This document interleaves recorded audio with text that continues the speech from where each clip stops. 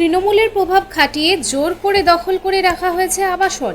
আর BJP ক্ষমতায় আসার পর সেই আবাসনের সামনেই মিষ্টি ও গোলাপ রেখে তৃণমূল ঘনিষ্ঠ নেতাকে বাড়ি খালি করার নিদান। 7 দিনের মধ্যেই আবাসন ছেড়ে না গেলে ডিম থেরাপির হুঁশিয়ারি দেওয়ায় শুক্রবার চাঞ্চল্য ছড়ায় দুর্গাপুর নিউ টাউনশিপ থানার MAMC T1 এলাকায়। অভিযোগ, তৃণমূল আমলে বচন সিংয়ের মৃত্যুর পর তার আবাসন জোর করে দখল করে নেন তৃণমূল কাউন্সিলরের ঘনিষ্ঠ হীরক রায় ওরফে গেন্ডা। পরিবারের দাবি, একাধিকবার আবাসন ফেরত চেয়ে আবেদন জানানো হলেও প্রতিবারই হুমকি দেওয়া হয়েছে। এমনকি প্রশাসনের কাছেও অভিযোগ জানানো হলেও কোনো কার্যকর পদক্ষেপ করা হয়নি বলেই অভিযোগ। এই পরিস্থিতির মোড় ঘোরে বিজেপি ক্ষমতায় আসার পর।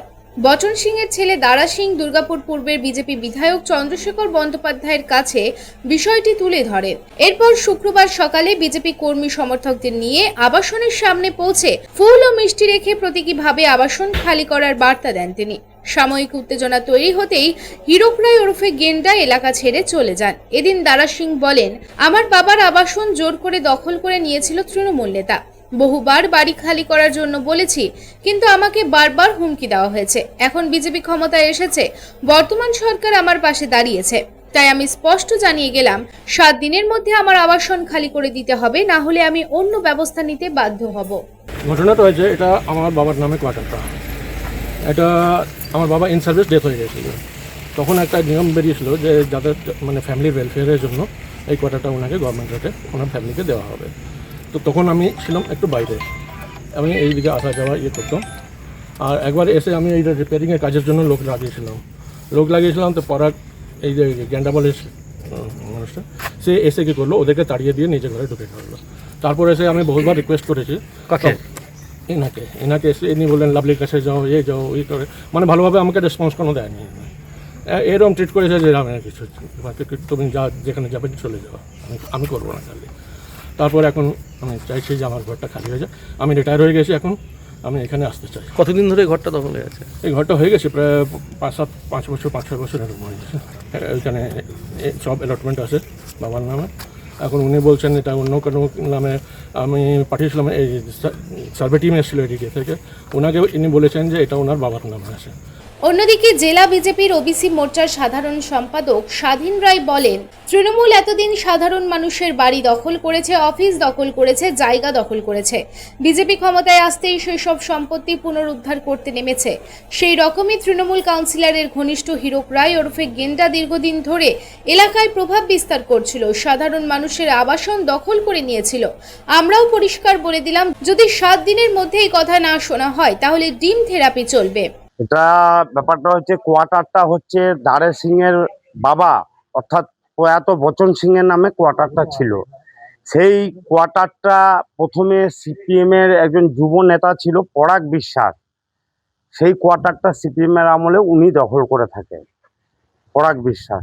এরপর তৃণমূল যখন ক্ষমতায় আসে 2011-তে, তার 3 মাসের মধ্যে পরাগ বিশ্বাসকে এই হীরক রায় ওরফে গ্যান্ডা ও কোয়ার্টারটা দখল করে। তো দখল করার পর তারপর যখন কাউন্সিলর ভোট হয়, এই লাভলি রায়ের নেতৃত্বেই এই হীরক রায় আরো জোর জবরদস্তি করে কোয়ার্টারটাতে একদম এই যে দেখুন পাম্প ফার্ম বসিয়ে একদম রং চং করে নিজের কোয়ার্টারটি বানিয়ে নেয়। এখন দেখুন পরিবর্তনের সরকার এসছে, তো যে ভদ্রলোক এই যে উনি দাঁড়িয়ে আছেন, ওনার কোয়ার্টার লিগেলি কাগজপত্র সব নিয়ে এসছেন, সেই ওনার লিগেলি কোয়ার্টার ওনাকে আমরা ফেরত দিতে চাইছি। তো আমরা আজকে গান্ধীগিরি করলাম মিষ্টির প্যাকেট আর ফুল দিয়ে। এরপর গ্যান্ডাকে বলা হলো, গ্যান্ডা বেরিয়ে চলে গেল। গ্যান্ডাকে বললাম যে গ্যান্ডা তুই কোয়ার্টার 7 দিন টাইম দেওয়া হলো। এরপর 7 দিনে যদি ও না ছাড়ে, তাহলে আমাদের যেটা আছে ডিম থেরাপি, সেটা আমাদের করতে হবে। অপরদিকে এই প্রসঙ্গে অভিযুক্ত তৃণমূল নেতা হীরক রায় বলেন, আমি পরাগ বিশ্বাসের কাছ থেকে আবাসনটি নিয়েছি, তারা যদি কাগজ দেখাতে পারে তাহলে আমি আবাসন ছেড়ে দেব। কোথায় এর অ্যালোটেড ঘর দখল করে কোথায় আছে? কার নামে অ্যালোট আছে? কার নামে আছে আমি জানি না। আমি অ্যালোটেড ঘর আমাকে পরাগ বিশ্বাস বলে আছে, ওর কাছ থেকে নিয়েছিলাম। আচ্ছা, এখন কি বলছেন এনারা এসে? এরা ঘর ছেড়ে দিতে বলছে। তো কি করবেন আপনি তাহলে? ছেড়ে দেবো, যদি ইয়ে থাকে তাদের নামে থাকে ছেড়ে দেবো। দুর্গাপুর থেকে সাধন রুজের report, Public Times. I am Dr. Radha Krishna. I am a gastroenterologist and a liver specialist. So I do visit Durgapur once a month. I stay here for 2 days. So we do different types of procedures. pertaining to gastroenterology and liver. So we have a range of evaluations that we do here. We do the routine endoscopy, colonoscopy. Starting from there, we have advanced technologies like nasal endoscopy, liver fibroscan, capsule endoscopy.